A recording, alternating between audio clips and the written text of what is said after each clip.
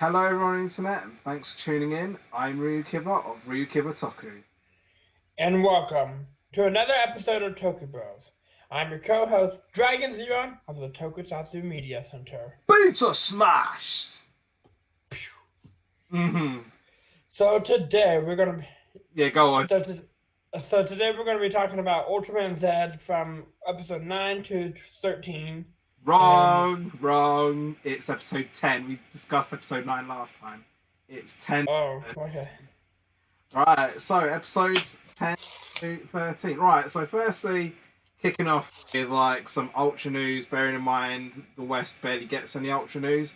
I mean, we know they've wrapped up their recording. We know it's about 24, 25 episodes long for Ultraman Z. Anything else you might know? Because that's the ending theme is gonna be getting a change, so hopefully it'll be a lot better. Yeah, they'll have Ultraman Z's voice actor is gonna be making the ending theme for them. Oh, interesting. Okay. Yeah, so they're gonna be changing it. I think in the next episode. I'm pretty sure. Right. Okay. Right. Yeah. So nice, fun little bit of Ultraman news there. So, on with discussing the episodes. Episode 10. What do you remember of episode 10? So basically, in Ultraman episode 10, there's this alien who hypnotizes this George guy, and they basically basically tries to steal King Joe from them again. King Joe's like their newest Ultimate Mecha, I think I get a lot of Sentai vibe, like Sentai robot vibe from this guy. I'll agree with this. And like it's just something about it. It's like I like it. I totally. I like the lights on the chest. And like basically, we also get to see some new medals and stuff, which is Dolphy, Jake, and I don't know which of the other ones. But right, then, well, okay, so, I mean, when it comes to episode 10, I mean, I'll be honest, I wasn't too hot on this episode, to be fair. I understand that Alien Barroso was there to retrieve King Joe, and it apparently had all these advanced, like, stolen powers from, like, different planets. Yeah. It's like a really long way around just to infiltrate the base, just to be beaten out of it by the Tin guy. Where, like, it could have done more damage in little time when it was in the base, when it was in the lab, but what are you going to do? I would have liked to see him wreak havoc, Yeah, but, but this is the thing, like, it's a bit of that cliche where it's like, they're in the base and then very little happens. I mean, the solution itself had a lot of plot holes, and the giant fight was actually, if I'm genuinely honest, a very poor standard. Literally resorting to playing dirty when this is supposed to be like an advanced alien. Had like a lot of lost potential. The power up is just as I said for episode 9, where they are clearly just taking a lazy way out. It doesn't really distinguish what 3 medals will give a new form or just a sidearm. There was some comedy like in the fight and bit peppered. Like I'm getting like a very comedy vibe from the series anyway. But it all felt like especially episode 10 felt a little bit lackluster to me. For sure. Yeah, I definitely felt that. They could have added a little bit of potential, Maybe they could have shown off the original King Joe and maybe be like, this is why we had to, like, use the old King Joe to make our new King Joe, We didn't really get that much development and stuff, but we did see, I did see a very funny scene with, the juggler doing a spit take when he realizes he just got caught or something, Can't say no, okay. Yeah, so you want to move on to talk about the next episode? Yeah, well, we've got episode 10, and then we've got this 10.5 special, which is basically recapping 10 episodes, which I personally didn't feel was worth it. I understand that COVID's going on, but alright, they went with this clip show special. I mean, for the first half, it did seem like a pointless clip show. Mainly due to only being 10 episodes. I wouldn't know if doing these is like a serious staple for Ultraman. I mean, like, because Garrow will do one like 12 episodes in kind of thing. And like I've not watched enough Ultraman to know if this is like a regular thing, but obviously we know it for Sentai and Rider, like maybe around Christmas New Year time. and that's for obvious reasons. Let alone the fact that we're going through COVID, and they both had a hiatus, like a load of hiatus specials. But there are these feels that there's no need watching shows that like especially when we're living in an era that we've got catch up on demand and like digital recording and online streaming.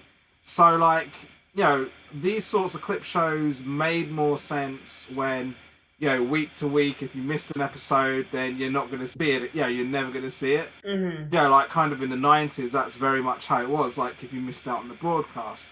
The second half of this particular clip show, though, did vary it up by showing what I would call like cooler clips that were like of previous years. So I was wondering if they, like the way they did them, I was wondering if they were clips that I'd actually missed from the show or if they'd done them especially for the clip show. But eventually I did work out, no, these were definitely previous Ultraman For sure. episodes. It would be cool if they added a little bit of story to the clip show, like introduce something. And I guess they kind of did with that second half, as I'm saying. And like, it was something that, the main takeaway is like this bizarre look that was teased for King Joe Custom. Mm-hmm. Yeah, like we got to see like a couple like the alternate forms of King Joe, which is pretty cool. Like I actually enjoyed them trying to take apart that thing and basically making him a tank as well as a robot. I mean, that was that is in episode 11 that I'm coming to now. I mean, like, because even from episode 10, like where you mentioned that whole sort of Sentai mecha vibe, like I actually did get that as well.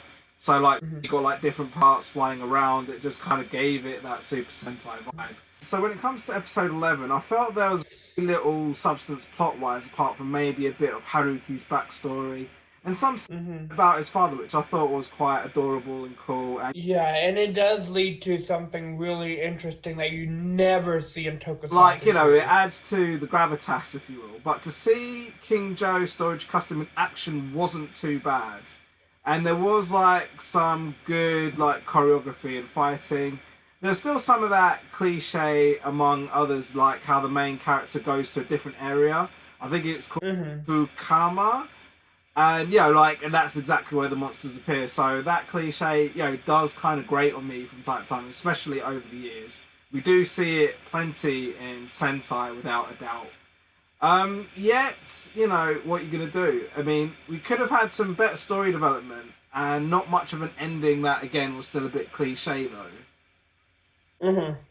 Yeah, I totally see where you're coming from because, like, Haruki, like, sometimes, like, Ultraman's known for using cliches and they barely, like, change it, sadly. Change it up, yeah, I can imagine. Yeah, especially when it's like an old Japanese, like it's a staple of Japanese culture. It's Ultraman, of course. It'll be cool if, like, they did what Kira Major did and shook the, like, tropes on its head, Like, yeah, I mean, obviously you kind of go with Sentai, but yeah, to give Kira Major its props like we do in our Sentai talks.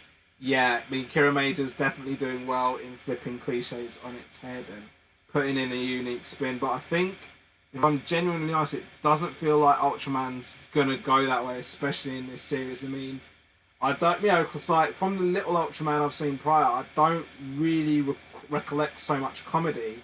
So I do appreciate the comedy factor that Ultraman Z is bringing, straight up, of course.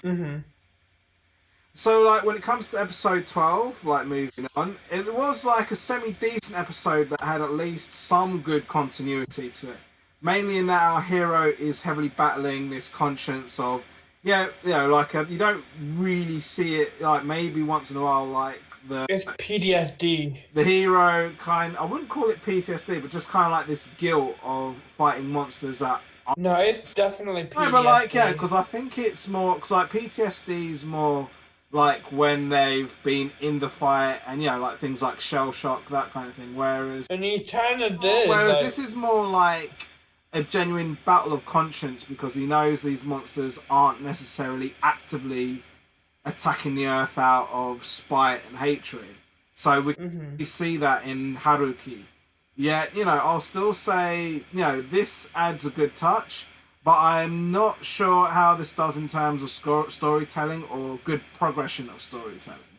There was Mm-hmm. a conversation with like Yoko. Yoko. Yeah, I mean, so you know the conversation I'm talking about, and they make references to it in episode 13 even.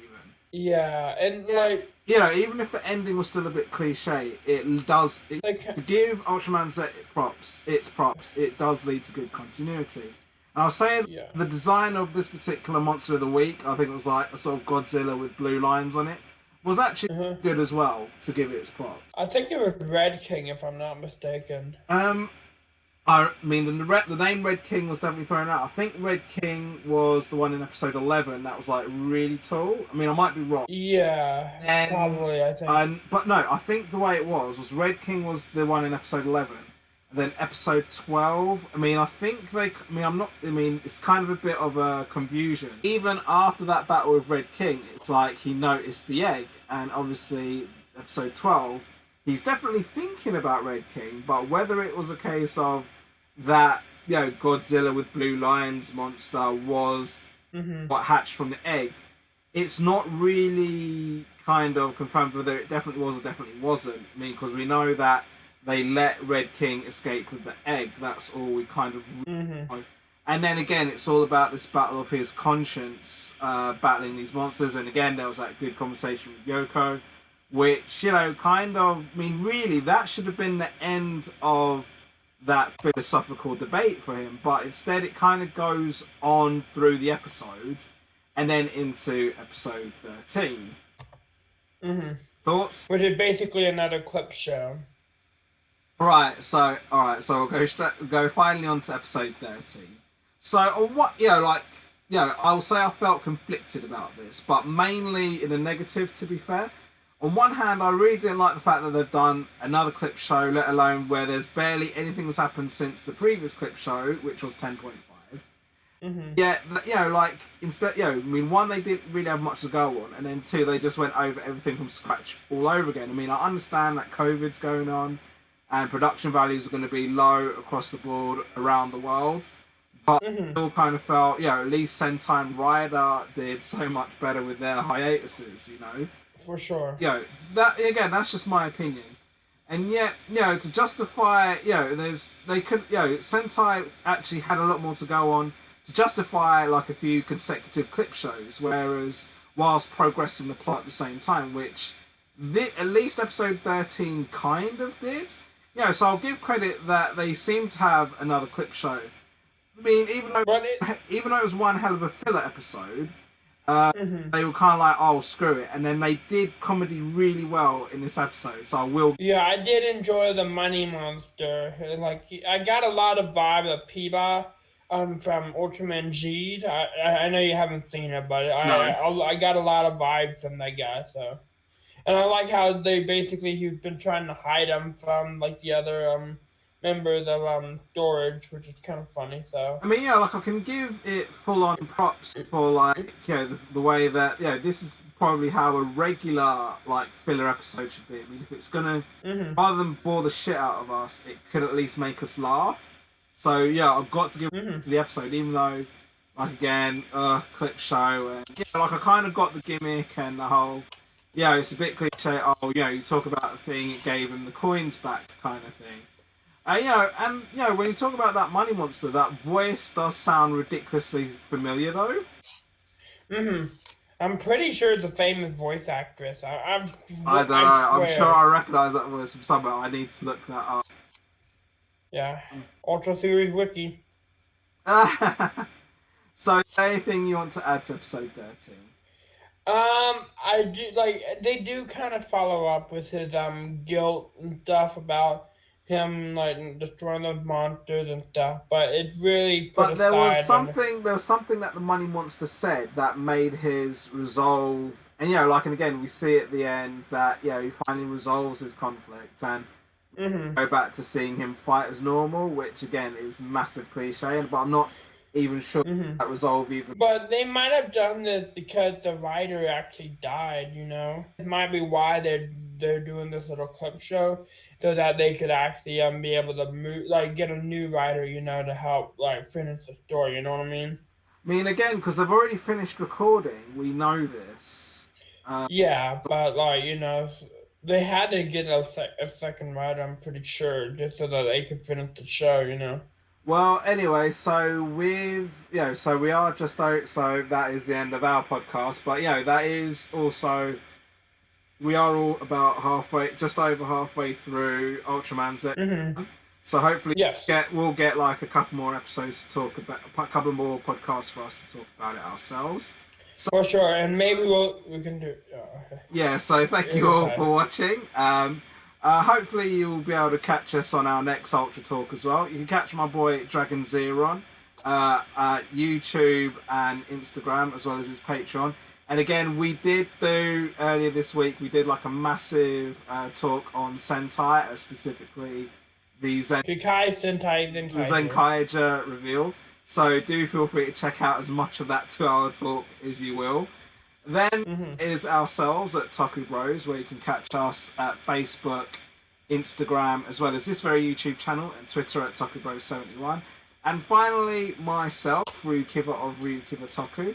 I am on Facebook, Twitter, Instagram, YouTube, Patreon, as well as my WordPress site, ryukivatoku.wordpress.com. I will be doing the final part of my tokusatsu chart rundown tomorrow. So do check that out. I mean, it will be my top 20 Kamen Rider, and it's something that I was really excited to do. And then the week after, I'll be resuming Series 3 of Toku Unboxing. So do please tune in for those. Next we, us at Toku Bros, will be talking about Kamen Rider Saber episodes 3 and 4. So do check those out. Thank you all for tuning in, and I hope to see you guys next time. And as always, fish through the cam. See you.